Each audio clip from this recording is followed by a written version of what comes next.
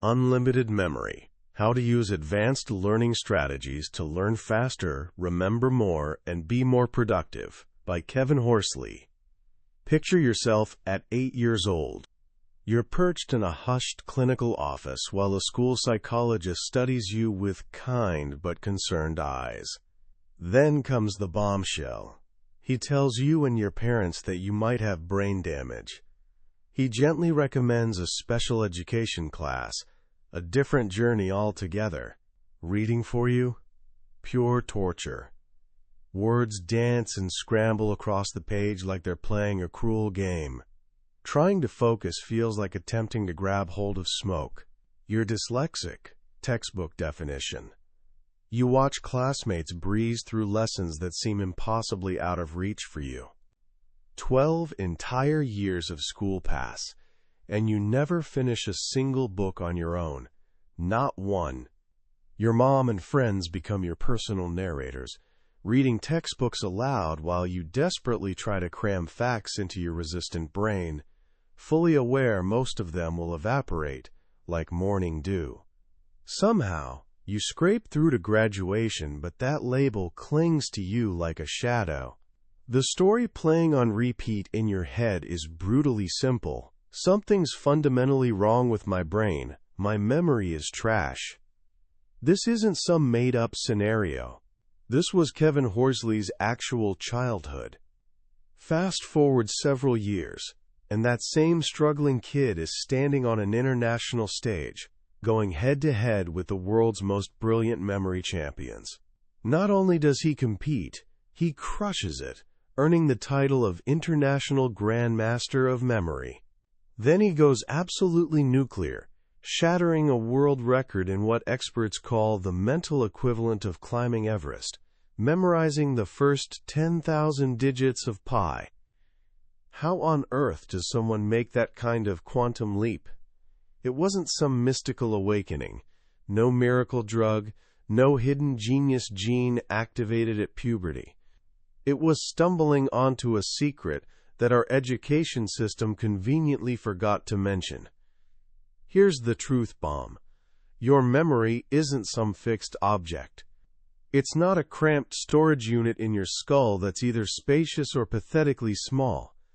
Your memory is a skill, a muscle you can flex and strengthen. And just like learning to play guitar or shoot three-pointers, you can train it, refine it, and transform it into an absolute superpower. The book we're diving into today, Unlimited Memory, is basically the treasure map for that transformation.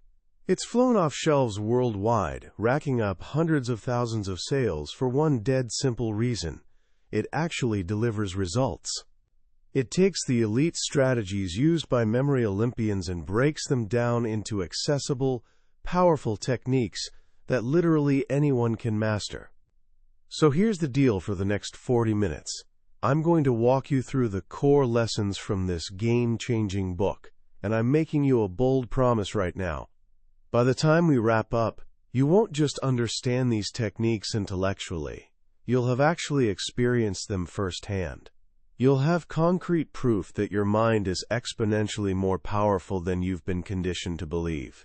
You'll realize that the only things standing between you and an extraordinary memory are some outdated assumptions and the absence of a proper system. Today, you're getting that system. Let's kick things off with a straightforward question. If I ask you, who are you, what would happen inside your head? You'd immediately start searching through your mental archives. You'd pull up memories, playground adventures, friendships, triumphs, embarrassments, and weave them together into your personal narrative. Your memory is literally the thread holding your entire existence together. Without it, learning would be impossible, thinking would shut down, creativity would die, and you couldn't even manage the simple act of tying your shoelaces. It's the bedrock of everything that makes you, well, you. And yet, for something so absolutely critical, we treat our memory like an unwanted stepchild. We've swallowed a bunch of lies about it, hook, line, and sinker. The first and most toxic lie is that your memory is set in stone. that you're either born lucky with a steel-trap mind or cursed with a sieve. This is the world of Mr. A. Mr. A inhabits Earth 1. He broadcasts to anyone who'll listen. I'm absolutely hopeless with names.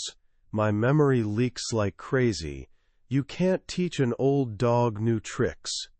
He's convinced his mind has hard limits, and guess what? His life becomes a perfect reflection of that belief. He dodges new learning experiences because he's already written the ending. He'll forget everything anyway. But over on parallel Earth 2 lives, Mr. B. Mr. B has identical hardware, same brain structure, same education, same surroundings as Mr. A. The only difference? His mental programming.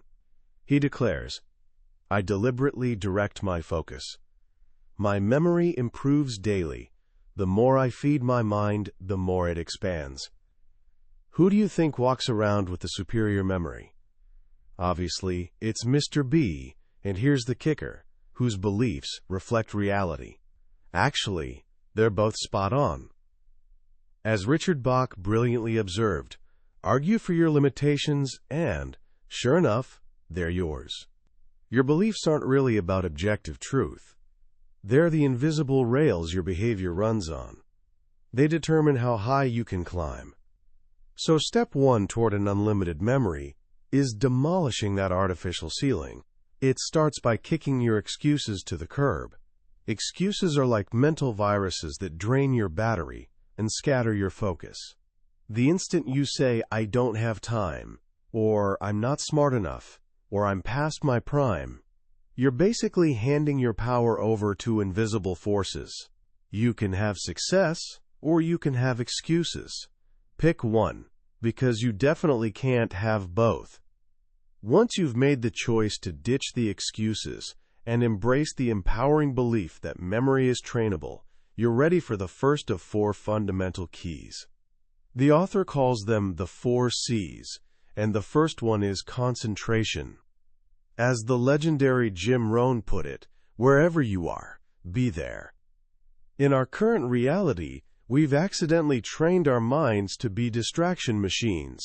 We jolt awake to screaming alarms, immediately grab our phones, rush through showers while mentally rehearsing our worry playlist, and navigate traffic with radio blaring, making calls, maybe sneaking in texts. We exist in what the author calls continuous partial attention. We proudly multitask, convinced we're productivity ninjas, but we're actually just teaching our brains to have attention deficit disorder. Multitasking is a complete myth. Your brain can genuinely focus on exactly one thing at a time. When you think you're multitasking, you're really just ping-ponging between tasks at lightning speed. And every single switch costs you mental energy and precious time. It's like a lioness trying to chase down 2 wildebeests simultaneously. She instinctively knows she'll probably lose both. Real concentration is about achieving inner peace. It's about being fully present. When you're at work, actually be at work. When you're home with family, actually be home. To reach this state, you need to eliminate 4 primary sources of mental static. First, take control of that inner narrator. We all have that voice chattering away in our heads. The problem? We typically use it to catch ourselves screwing up. Flip the script. Start catching yourself doing things right. Acknowledge when you concentrated beautifully today. Your inner voice is basically programming your mind, so start feeding it empowering code. Second, as we've established, stop the multitasking madness. Embrace the radical power of single tasking. Exceptional work is always, without exception, linked to stretches of deep, unbroken concentration. Third, get crystal clear on what you want. Before you dive into any information, whether it's a book, lecture, or meeting, create a powerful pick in your mind. That stands for purpose, interest, and curiosity. Purpose. Be laser specific. Don't just vaguely say, "I want to learn from this book." Say, "I want to extract 3 concrete strategies I can implement tomorrow." Clarity dissolves resistance like sunlight melting fog. Interest. If you've decided a subject is boring, your memory will reject it like a bad organ transplant. Your mind doesn't randomly wander. It simply gravitates toward more compelling things. So forge a connection.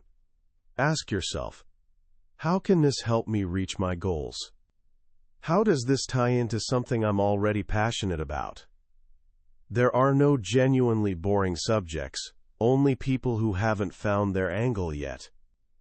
Curiosity. Ask questions that energize rather than drain you. Instead of whining, "Why do I have to read this?" ask, "How will this information make me more capable?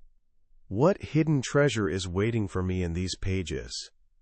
And the fourth path to mental peace and laser focus is eliminating worry. Byron Katie famously observed, "There are only 3 types of business in the world: mine, yours, and the universe's."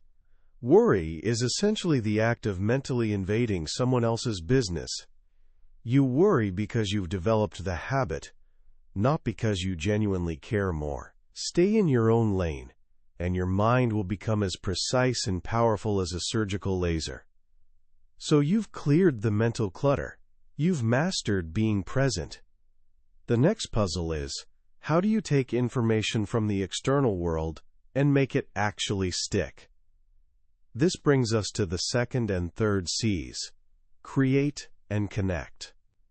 Many people fantasize about having a, quote, photographic memory, imagining their mind works like a camera. But here's what the author reveals. Photographic memory is essentially a myth. Memory isn't a photographic process. It's fundamentally a creative process. Think about the last novel you devoured. You didn't memorize the actual words printed on pages. You created a vivid movie in your imagination. You visualized the characters, experienced their emotions, inhabited that world. You were unleashing your imagination. But when we crack open a textbook, we often shut down that creative engine completely.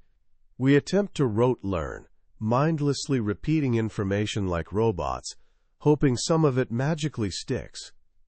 This is hands down the least effective learning method possible.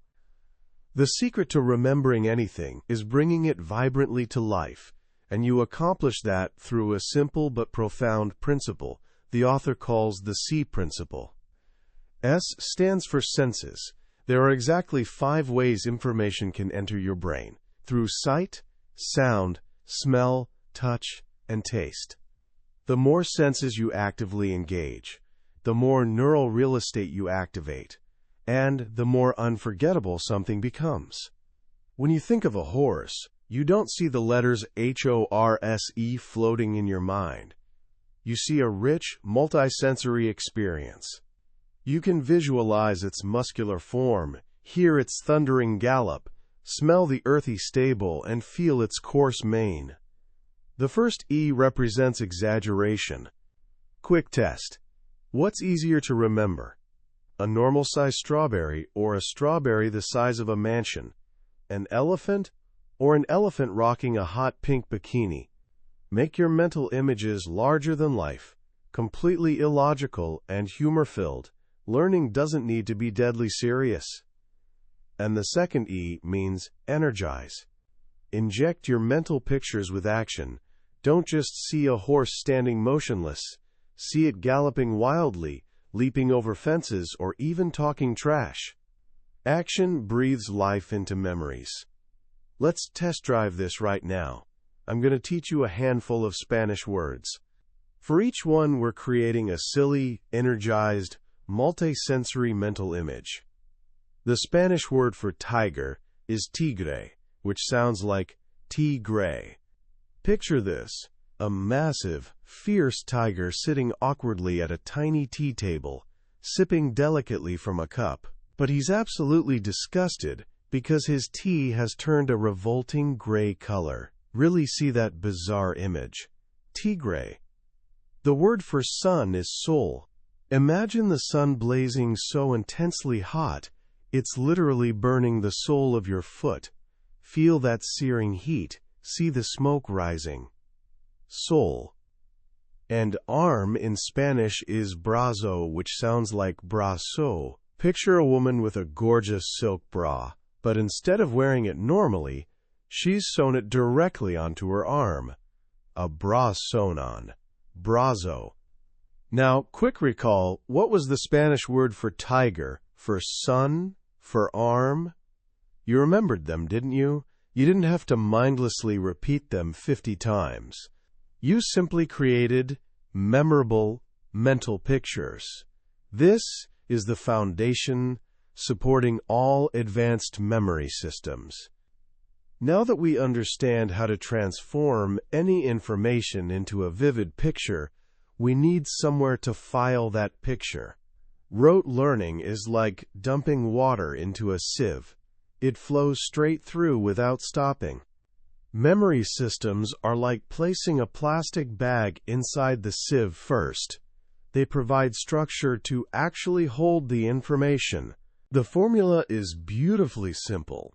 Long-term memory plus short-term memory equals medium-term memory. We use something we already know intimately, our long-term memory, to store something brand new, short-term memory. The first system is called the car method. You know your car inside and out. It's a perfect mental filing cabinet, just waiting to be used. Let's use it to remember a list of 14 superfoods. I want you to vividly imagine this journey unfolding. 1. Start at your car's front. Imagine forcefully squeezing a giant shiny apple into the front grille. 2. Next, on the hood, you grab a massive orange carrot and stab it right into the metal like a flag. 3. On your windshield, sticky, grainy bread is plastered everywhere, smearing all over your wipers as they struggle. 4. Now climb inside. On the dashboard, you're squashing a bag of dried fruit, and it's getting disgustingly gooey all over your speedometer. 5. On the driver's seat, you sit down hard on a pile of juicy blueberries and strawberries. Feel them squishing and staining beneath you. 6. In the passenger seat, you're pelting eggs at whoever's sitting there. They're dripping with sticky yolk. 7. On the back seat, you pour out thousands upon thousands of nuts and seeds until they're overflowing. 8. Step outside again. On the roof, there's a massive, perfectly spherical orange just sitting there. 9. Pop open the trunk, and it's completely stuffed with slimy fish. The smell hits you like a wall.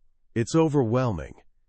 10. In the exhaust pipe, broccoli and Brussels sprouts are somehow growing out of it like some weird mutant plant.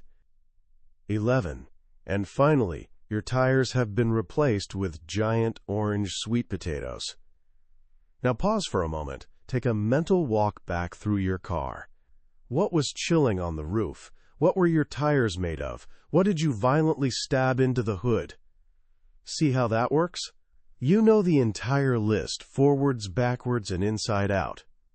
You didn't just memorize it through repetition, you organized it spatially. The secret to all accelerated learning is superior organization. This principle scales to virtually anything. For example, the author uses a car to remember Stephen Covey's 7 Habits of Highly Effective People. On the front grille, a bee is playing professional golf. Be proactive. On the hood, a brain is staring at a finish line. Begin with the end in mind. On the roof, sit 2 shiny trophies. Think win-win. And on the back tire, you're sharpening a saw. Sharpen the saw. Each quirky image triggers a deeper concept, stored perfectly in your mental filing system. The next system gets even more personal.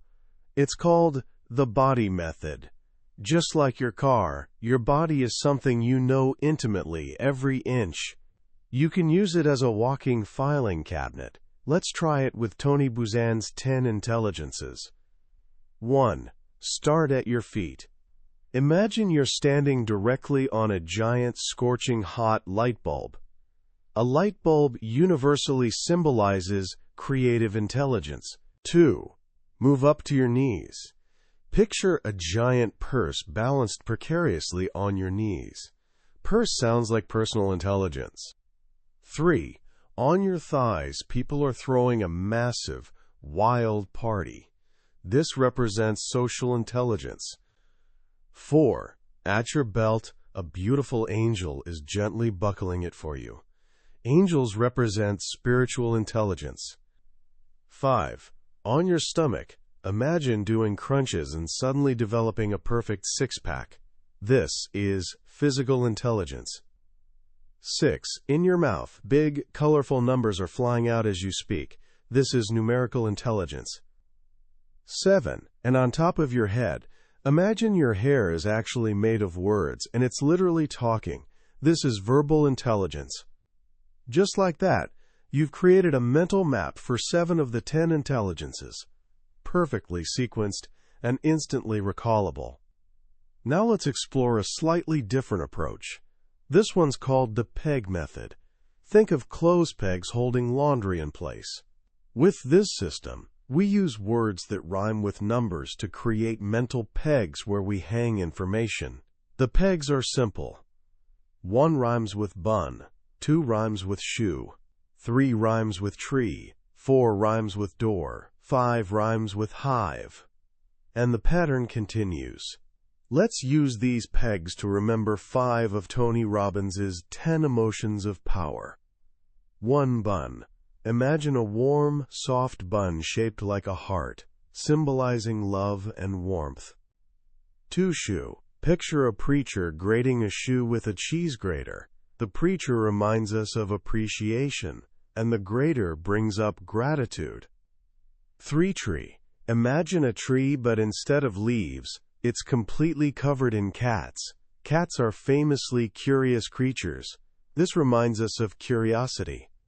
4 door. Imagine an excited person passionately bashing down your door. They're radiating excitement and passion. 5 hive. Picture a swarm of bees determinedly trying to break into their hive. They form a nation of determination. Quick check. What was number 3? Number 1? You can jump to any piece of information instantly, because it's not just a random list, it's an organized system. The car method, the body method, and the peg method are all incredibly powerful, but they're all essentially variations of the oldest and most powerful memory system ever invented, a technique used by Roman orators 2,500 years ago to deliver multi-hour speeches entirely from memory. It's called the journey method. The principle stays consistent. You use a location you know intimately, a familiar route, your house, a shopping mall, and you strategically place mental images at specific landmarks along that path. Let's take a mental walk through the author's house to remember the daily dozen from John C. Maxwell's book, Today Matters: 12 Keys to Living Successfully. We begin in the kitchen. At the washing machine, someone with a really terrible attitude is jumping inside it. On the fridge, you're writing your priorities with a permanent marker. At the stove, a ripped, healthy bodybuilder is making an apple pie, reminding you of health. Next, we move into the TV room. On the chairs, your entire family is jumping up and down excitedly. From the TV screen, a giant thought bubble emerges. It's literally a thinking machine. On the exercise bike, you're combing its handlebars with a hairbrush. Combing sounds like commitment. Then we enter the bedroom. In the mirror,